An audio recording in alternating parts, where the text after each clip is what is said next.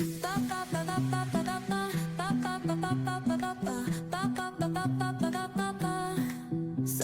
arena, oh so bright. Baila conmigo toda la night. El ritmo suena, can you feel? Move your body, it's so real. Vuélvete loco, don't stop now. Sigue el ritmo, I'll show you how. Fuego en el aire, burning high. Hello अस्सलाम वालेकुम, welcome back to my channel Iram forever style में। Karisma Kapoor inspired with part 2 होने वाला है। Part 1 में मैंने already frock की cutting, stitching and fabric की हंटिंग वगैरह शेयर की हुई है। अगर आपने वो अभी तक की वीडियो नहीं देखी तो उसका लिंक मैं आपको डिस्क्रिप्शन बॉक्स में दे दूँगी, ज़रूर चेकआउट करना। और यहाँ पे सबसे पहले मैं आपसे सॉरी बोलती हूँ कि इतनी लेट वीडियो के लिए, क्योंकि यहाँ पे आजकल बहुत ही ज़्यादा कस्टमर का बहुत ही ज़्यादा काम हुआ है, तो इसलिए मेरे पास बिल्कुल भी टाइम नहीं हो पाता है कि मैं आपके साथ वीडियो शेयर करूं। और थैंक यू सो मच, आप लोग ने बहुत ही अच्छे कमेंट किए हैं और आप लोग की जो रिक्वेस्ट पे मैं इस पर फ्लैपर बनाने वाली हूँ, यानी कि प्लाजो बनाने वाली हूँ। और सेम स्कर्ट भी आपकी इसी तरह से ये प्रोसेस जो मैं करने वाली हूँ उससे कट हो जाने वाला है। यहाँ पे हमने जो फैब्रिक लिया हुआ है वो 3 मीटर, मैंने मेन फैब्रिक भी 3 मीटर लिया हुआ है और लाइनिंग का भी जो फैब्रिक लिया है वो मैंने 3 मीटर लिया है। सबसे पहले हमने जो लाइनिंग है वो 4 फोल्ड कर देनी है। यहाँ पे मैंने सैंटून फैब्रिक लिया है और जो हमारा वेस्ट है वो 11 इंची आने वाला है, यानी कि 4 फोल्ड में 11 इंच आने वाला है। ऊपर कॉर्नर से सबसे पहले हमने मार्क करना है। इस तरह से सर्कल में हमने जो हमारी वेस्ट है उसकी कटिंग करनी है, तो 15 इंच पे हमने इस तरह से सर्कल कर लेना है, यानी कि 15 इंच पे हमने मार्क करने के बाद लाइनों को आपस में इस तरह से लाइन को ड्रॉ कर देना है। अब हमने क्या करना है, 1 इंची ऊपर निकालते हुए ये हमारी बेल्ट आने वाली है और जो हमारी लेंथ बॉटम की आने वाली है तो वहाँ पे 38 इंच की हमारी बॉटम होने वाली है। देन उसके बाद हमने क्या करना है, ऊपर कॉर्नर से इस तरह से हमने इंची टेप को मिलाना है और जहाँ से हमने मार्क किया हुआ है वो देख लेना है कितना आया हुआ है। तो हमने 54 इंच पे हमने मार्क कर देना है। इस तरह से सर्कल बनाते हुए हमें लाइनों को ड्रॉ करना है। इस तरह से हमने लाइनों को ड्रॉ करना है। फ्लेयर काफ़ी अच्छा और काफ़ी खुला हुआ है और आपको बिल्कुल भी मतलब कि तंग भी नहीं होने वाला है। और जो हमारा जहाँ पे क्रोच एरिया है वो भी काफ़ी खुला हुआ है, ठीक है। तो अब हमने क्या करना है, सबसे पहले हमने क्रोच एरिया की मार्क करना है। 1 इंच हमने ऊपर निकालना है और हमारा जो क्रोच एरिया है वो 14 इंच है, ठीक है। आप अपने हिप के अकॉर्डिंग ही लेना कि इतना भी आपका हिप आने वाला है उसके अकॉर्डिंग आपको लेना है। तो यहाँ पे क्रोच एरिया मैंने 14 इंच रखा हुआ है और यहाँ से हमने क्या करना है, इस तरह से मैंने लाइन को ड्रॉ कर दिया। जो वेस्टिंग वाला जो हमारा जो फैब्रिक जो छूटा हुआ है वो 2.5 इंची है और जो हमारा क्रोच एरिया की जो आसन का जो घेरा है वो हमारा 16 इंची है, ठीक है। मैंने ऐसे ही आपको अंदाजे से बता दिया कि आप अगर जो वेस्टिंग वाले से रखेंगे तो 2.5 इंच का है। देन उसके बाद आपने क्या करना है, फ्लेयर को और अपने आसन को इस तरह से लाइन को ड्रॉ कर देना है। ये देखिए जिस तरह से मैंने लाइन को ड्रॉ करा है यह आपकी कटिंग यहाँ पे हो जाने वाली है। काफ़ी अच्छा यहाँ पे फ्लेयर आया हुआ है, ये आप देख सकते हो, काफ़ी अच्छा फ्लेयर है। आप अगर स्कर्ट की भी कटिंग करोगे तो सेम प्रोसेस यही है, बट आपको बस क्रोच एरिया की कटिंग नहीं करनी होगी, ठीक है। आप समझ सकते हो। तो यहाँ पे हमने क्या करा है, क्रोच एरिया की कटिंग करने के बाद हमने क्या करना है, फ्रंट जो हमारा फ्लेयर है उसे भी कट कर देना है इस तरह से और जो हमारा फिटिंग वाला पार्ट है उसे कट कर देना है, ठीक है, इस तरह से। ये देखिए अब जो हमारा जो वेस्टिंग वाला फैब्रिक है उसे इस तरह से रखना है, कन्नी साइड से रखना है, ठीक है, क्योंकि जो आपका जो ऊपर ज्वाइंट आने वाला है वो भी कन्नी साइड है, ये भी कन्नी साइड है। इस तरह से आपको रखना है और ऊपर रखते हुए जो फैब्रिक है आपका वो कन्नी के ऊपर फैब्रिक आना चाहिए और इस तरह से आप अपने जो आपका जो इसे कली बोलते हैं कली की कटिंग कर लेना है, ठीक है। इस तरह से हमने क्या करना है, जो हमारा फ्लैपर है उसे कट कर लेना है, यानी कि प्लाजो की कटिंग कर लेनी है। देन उसके बाद मेन फैब्रिक पे यही प्रोसेस हमने करना है। यहाँ पे मैंने 2 इंची प्लस कर देना है, यानी कि जो आपका मेन जो लेंथ आएगी वो इस पे आने वाली है। तो यहाँ पे 40 इंच मैंने लेंथ रखी हुई है और यहाँ पे इस तरह से 2 इंची मैंने प्लस कर देना है, ठीक है। अब हमने क्या करना है, इस तरह से जो हमारा जो बीच सेंटर होता है यहाँ पे हमने नॉचेस लगा लेने हैं इस तरह से लाइन को ड्रॉ करने के लिए। यहाँ पे मैंने 5 इंच का मैंने यहाँ पे इस तरह से मार्क करा है। थोड़ी सी सॉरी ब्लर हो गई, बट अभी सही हो जाए क्योंकि पता नहीं क्या मोबाइल में सेटिंग लग गई थी तो मुझे खुद नहीं पता चला। यहाँ से अब हमने क्या करना है, यहाँ से हमने जो हमारा कट वर्क बनने वाला है वो हमने यहाँ पे 3 कट वर्क बनानी है, यानी कि जो सर्कल है वो हमने 3 बनानी है। यानी कि जो मैंने फ्रॉक की मैंने जो मार्किंग की थी सेम प्रोसेस वही है, बट थोड़ा सा चेंज है इसमें। तो यहाँ पे आप देख सकते हो इस तरह से हमने लाइन को ड्रॉ करना है। जो साइड में सबसे पहले जो मैंने एक मार्किंग की थी वो मेरा जो इन तीनों के जो बीच का जो गैप है वो 8 इंच का है, ठीक है। ऊपर वाला 5 इंच का, यहाँ पे 8 इंच का। तो इस तरह से हमने सबसे जो कॉर्नर पे जो मैंने मार्किंग की थी वहां से हमने ऊपर वाले से मिला देना है। देन उसके बाद जो आपका फ्लेयर है वहां से हमने 6 इंच पे हमने मार्क कर देना है। इस तरह से जैसे कि मैंने फ्रॉक की मैंने मार्किंग की थी वैसे ही प्रोसेस हमने करना है। इस तरह से आपने मार्किंग करके कंप्लीट कर लेना। ये देखिए इस तरह से ये फ्लेयर यहाँ पे इस तरह से आपका नीचे आने वाला है। यहाँ पे देखिए पूरा सर्कल में ही सारी जितनी भी आपको मार्किंग कंप्लीट करनी होगी सर्कल में करनी होगी। तो इस तरह से आपने मार्क कर देना है। ये देखिए इस तरह से यहाँ पे ये मैंने इस तरह से मार्किंग कंप्लीट कर लेनी है। अब हमने जो लाइन को जो स्ट्रेट ड्रॉ की थी वहाँ से 2 इंच का हमने मार्क करना है और यहाँ पे भी 2 इंच का। जो हमने जहाँ पे नॉचेस लगाए वहाँ पे भी लाइन आने वाली है। तो इस हिसाब से हमने 2 इंच पे मार्क करने के बाद इस तरह से हमने कट वर्क बनाना है। ये देखिए इस तरह से, ये देखें इस तरह से हमने कट वर्क बनाना है। और जो हमारा ये गैप आएगा वो आप अपने सेंटर के हिसाब से रखना, जितना भी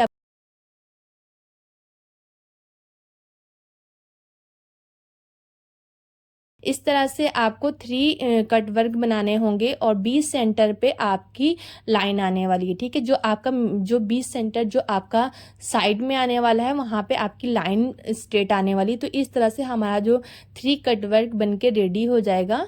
इस तरह से ये देखिए इस तरह से हमने कट वर्क बना लेना है। ये देखिए और बैक साइड में भी कि जो हमने जो मार्किंग की थी वो आ जाने वाली है। तो इस तरह से आप पैटर्न को जो है वो ड्रॉ कर सकते हो। ये देखिए इस तरह से 20 सेंटर पे सबसे पहले हमने मार्किंग कर लेनी है। इस तरह से ये देखें तो आपको अच्छे से समझ में आएगा। और मैं जब वीडियो बना दी क्योंकि मुझे ऐसा लगने लगा बस काम है, मैंने बिल्कुल भी ये नहीं सोचा कि मैं जो है वीडियो शूट कर रही हूँ, क्योंकि ज़्यादा से ज़्यादा मेरी जो हैबिट है ना वो विदाउट कैमरा या फिर मैं कुछ भी शूट नहीं करती हूँ। तो इस वजह से मैंने ऐसे ही करना शुरू कर दिया।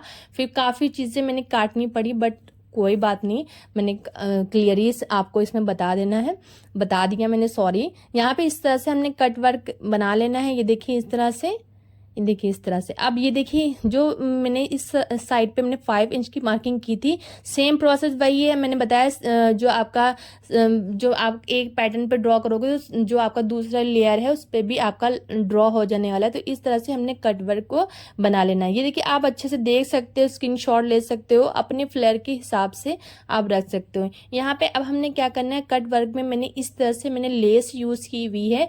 आप एम्ब्रॉयडरी भी कर सकते हो, कटदाने की भी एम्ब्रॉयडरी कर सकते हो।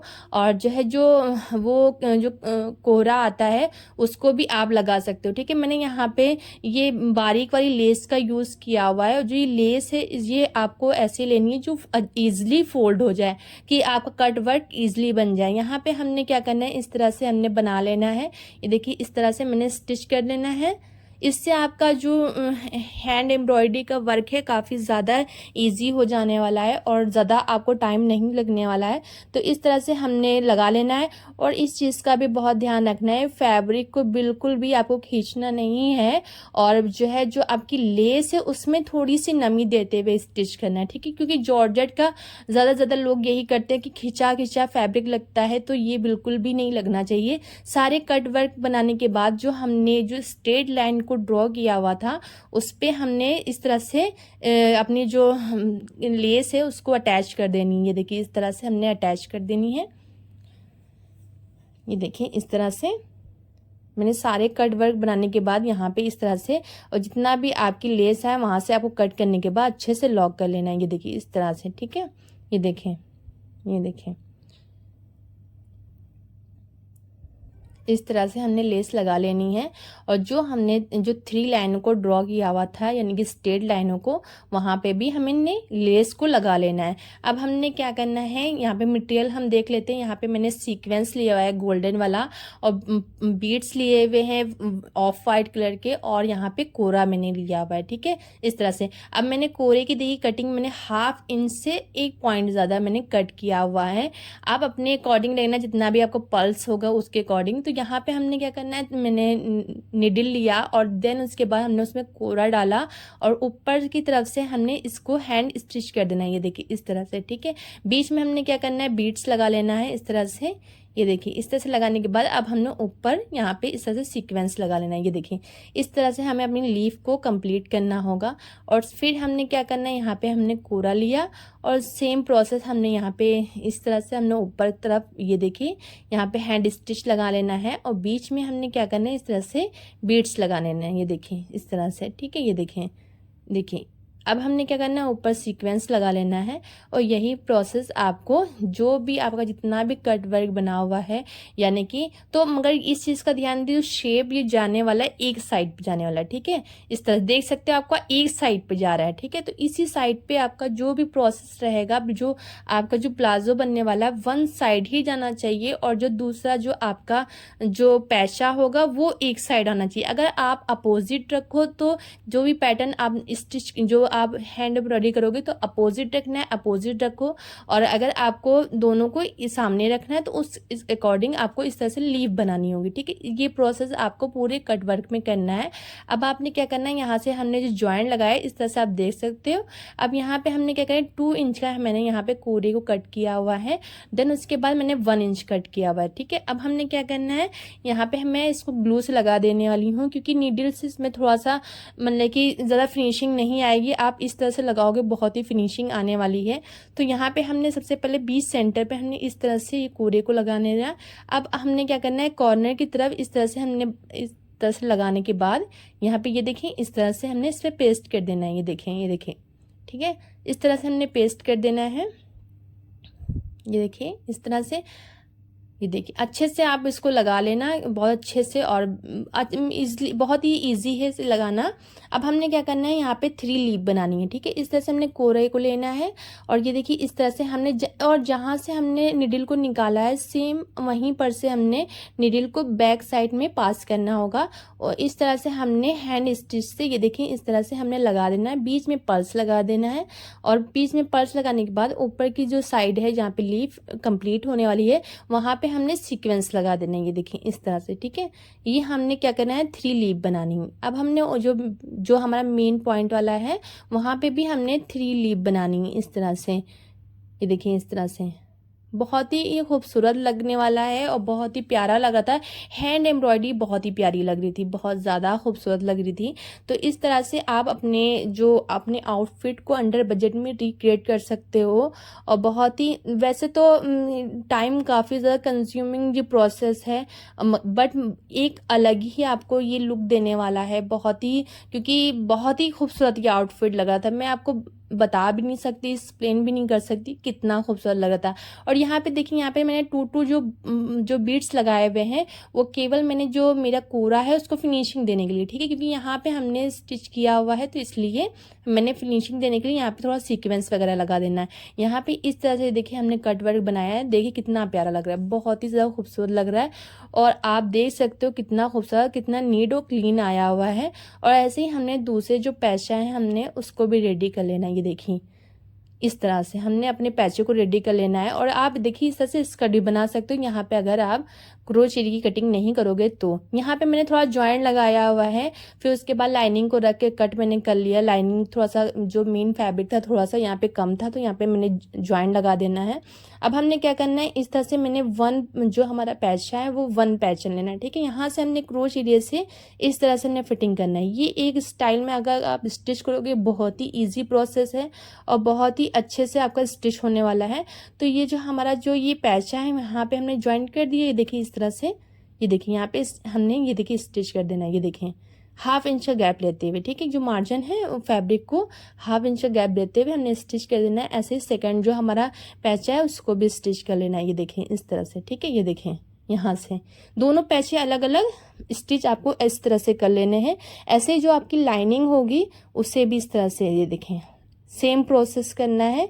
यहाँ पे इस तरह से स्टिच कर लेना है और जो ये देखिए दूसरा जो पैचा है उसको भी इस तरह से स्टिच कर लेना है ज्वाइन करने के बाद यहाँ पे, ठीक है।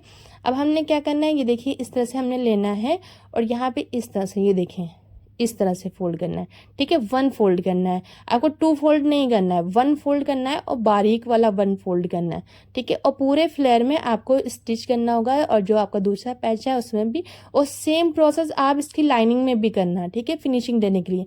अब यहाँ पे ये देखिए इस तरह से मैंने फोल्ड कर दिया, देखिए 1 फोल्ड मैंने कर दिया है, ये देखें इस तरह से इसमें भी, ठीक है।